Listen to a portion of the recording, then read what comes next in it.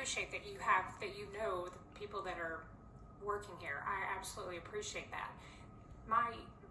Going back to what I referenced about the 1619 project, that book or that concept is not against state laws, so that wouldn't apply. Like number 4 wouldn't apply in that situation. However, if the fact that this organization has that on the reading list, if that was taught in the summer program, and then the kids come to school and they're hearing different history, that could create issues for the kids, because then they're hearing different history. So I think that's kind of my concern, because the curriculum, it's not against state law, so it wouldn't go against that contract. Respectfully, Ms. Horn, that's already happening. That's already happening. If we talk about Thanksgiving, talk about Columbus Day, and I can go down the list of history, how it's being reported by one segment of population and how it's being reported by another. Talk to a Native American. They may not see American history the same way a European American might see it. It's who's telling the story. So that's already happening. One of the reasons why where we are right now is because we don't want to explore what the truth is. When you have different stories being told, let's sit down and talk and see what's the truth.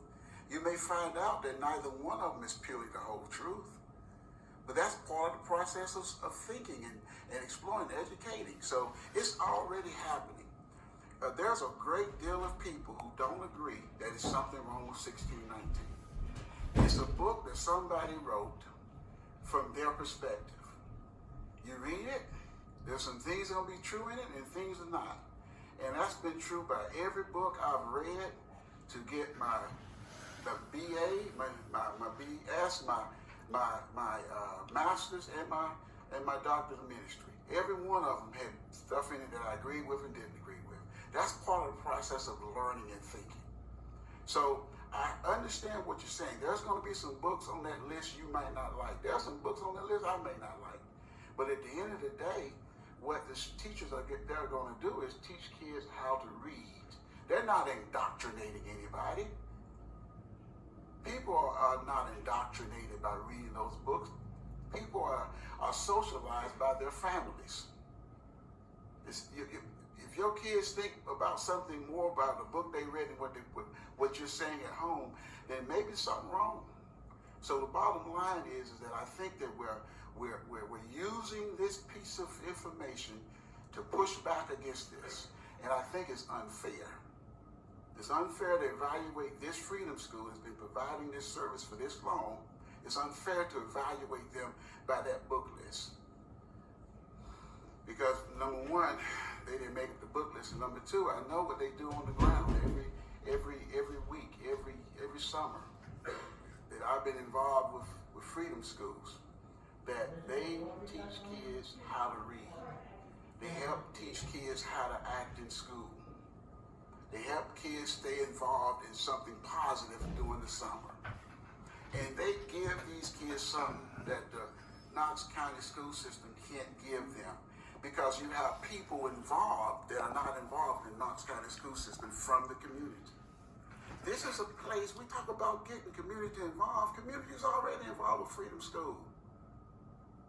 And then you're going to yank it away just because of a book.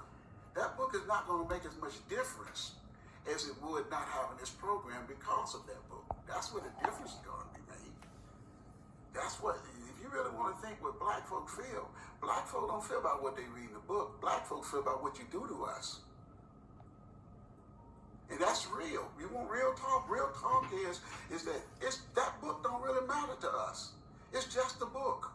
We live in life right now, and right now we're saying, hey, we want to have a program that we've been having, we've been paying for, we've been supporting, and all we want for you is to let us have data so we can make sure that we're meeting the kids' needs better than we think we are.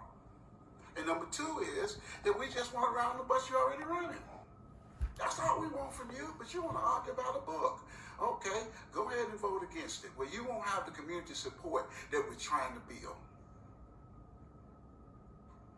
Because one of the most frustrating things is to try to work with somebody that when you ask them for something, a little bit of something, they push back at you over something like this. I understand what you're saying. I don't disagree with you. There are some ministers on our board that in our lounge who say, hold it, I may have a problem with that book. And they go and talk with Miss Dean about it. Am I right about it? And we deal with it. So no, we're not morally corrupt that we don't care about the book, what's in the book. We do. But we don't handle it by not offering the support that's needed. You said, tell us what you need. We tell you what we need, and then all of a sudden we got to fight over it. And I'm going to tell you what you provided ain't worth that. It is not worth that. But the reason why I'm passionately arguing about it is because I know the community needs it. But we can just say, go ahead and make your vote. We'll make it work the way we need to make it work. But we ain't going to ask you for nothing, and don't ask us for nothing. Because that's what I'm feeling here, that when you need something in your side of town, you get it. When we need something outside of town, we don't. And I want to work with everybody, but if you're not going to work with me, daggone it, what makes me think I want to work with you?